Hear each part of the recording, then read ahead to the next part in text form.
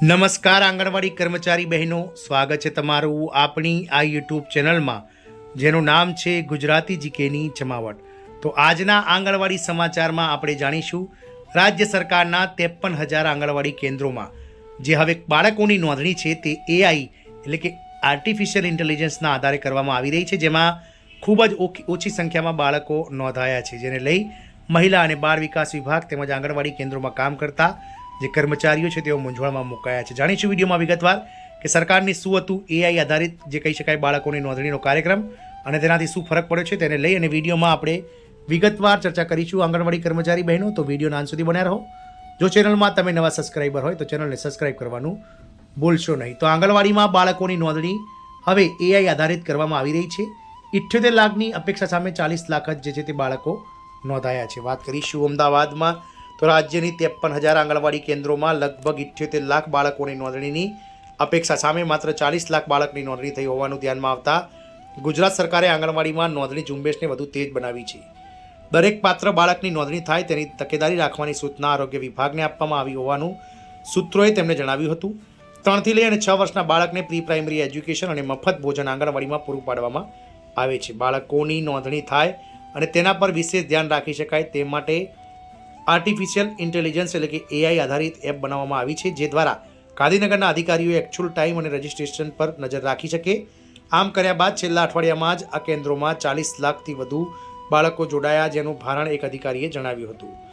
અધિકારીએ વધુમાં જણાવ્યું હતું કે આ એપ્લિકેશન સચોટ ડેટા મેળવવામાં મદદ કરશે અને કોઈ પણ બાળક બાકાત ન રહે તે માટે મદદરૂપ સાબિત થશે।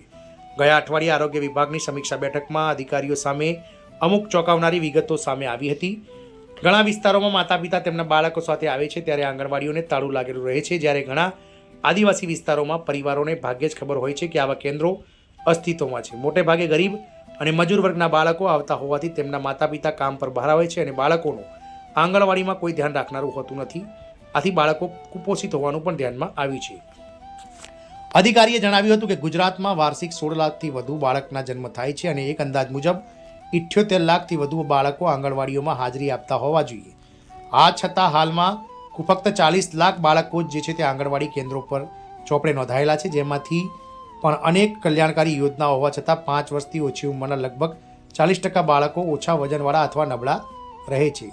સરકાર આંગણવાડીના બાળકો માટે નાણાં ભંડોળ ઠાલવે છે ત્યારે તેનો ઉપયોગ યોગ્ય રીતે થવો જોઈએ તેમ જણાવી આરોગ્ય વિભાગના કર્મચારીઓ ઉપરી અધિકારીઓ તરફથી તાકીદ રાખવામાં આવવાની હોવાનું અધિકારી સૂત્રો દ્વારા જાણવા મળ્યું હતું। આમ સરકાર દ્વારા 53,000 કરતાં વધારે આંગણવાડી કેન્દ્રોમાં 78 લાખ કરતાં વધારે બાળકોની નોંધણી થવી જોઈએ, જેના સામે અત્યાર સુધીમાં ફક્ત 40 લાખ બાળકો નોંધાયા છે। આથી સરકાર ચિંતિત થઈ છે અને મહિલા અને બાળ વિકાસ વિભાગ દ્વારા જે આર્ટિફિશિયલ ઇન્ટેલિજન્સ આધારિત જે ગણતરી છે, જે એપ બનાવવામાં આવી છે તેને વધુ તેજ બનાવવામાં આવી છે, જેનાથી વધુ સચોટ ડેટા મળી રહેશે અને આગામી સમયમાં અંતરિયાળ વિસ્તારો, આદિવાસી વિસ્તારો અને કહી શકાય કે જે દુર્ગમ્ય ગ્રામો છે કે જ્યાં કનેક્ટિવિટી ઓછી છે તેવા ગામોમાં પણ આંગણવાડી કેન્દ્રોમાં જે છે તે બાળકોની ગણતરીની ઝુંબેશ ચલાવવામાં આવશે અને સચોટ આંકડો મેળવી અને ત્યારબાદ મહિલા અને બાળ વિકાસ વિભાગ દ્વારા જે છે તે આ 0 થી લઈ અને 6 વર્ષના જે બાળકો છે જેમને પ્રી પ્રાઇમરી એજ્યુકેશન અને તેમના કુપોષણ એટલે કે જે પોષણ છે તેના પર ધ્યાન આપવાનું જે છે કામ સરળતાથી થઈ શકે। જય હિન્દ, અસ્તુ।